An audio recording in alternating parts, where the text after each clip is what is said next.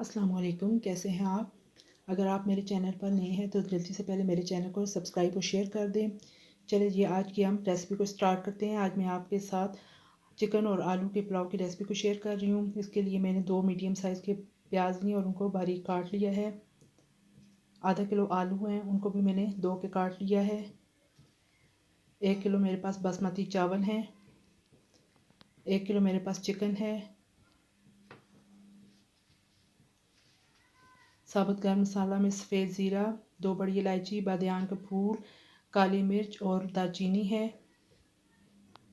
कुटी हुई लाल मिर्च 1 टेबल स्पून, पिसा हुआ गर्म मसाला 1 टीस्पून, खुश्क धनिया 1 टेबल स्पून और नमक 2 टेबल स्पून है।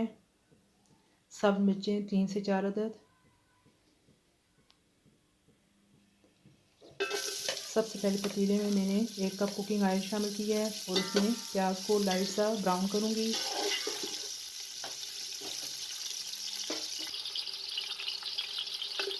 अब इसके अंदर गर्म मसाले को शामिल कर दें ताकि अच्छी सी खुशबू फैल जाए।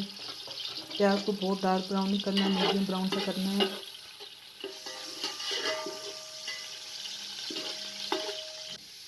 ये देखिए जी, मीडियम ब्राउन सा प्याज हो चुका है। अब इसके अंदर चिकन को शामिल कर दें।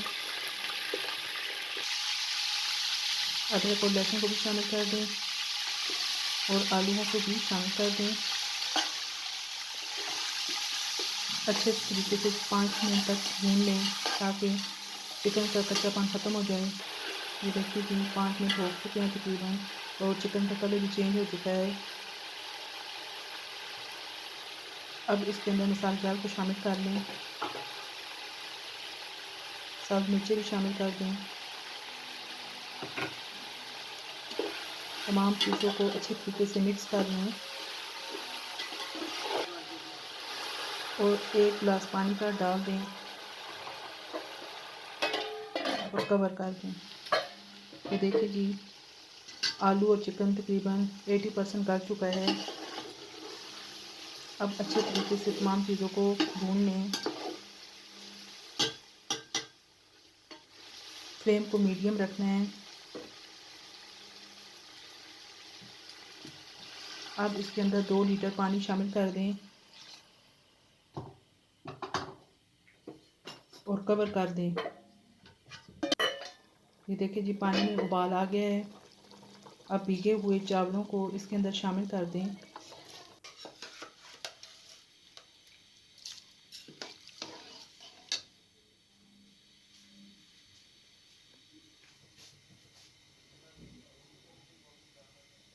साथ में 3 चम्मच सिरके के डाल दें। इससे चावलों में एक अच्छी सी खुशबू आती है और चावल आपस में चिपकते नहीं हैं।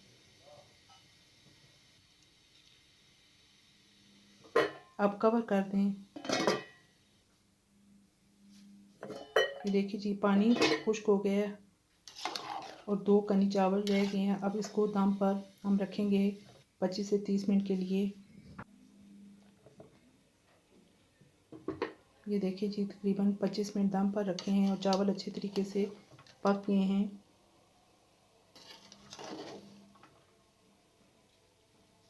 देखिए जी, कितने निखरे हुए चावल, एक एक दाना अलग है।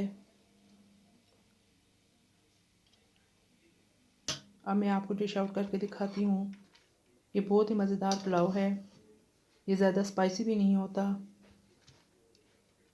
ये देखिए जी, कितना खूबसूरत लग रहा है।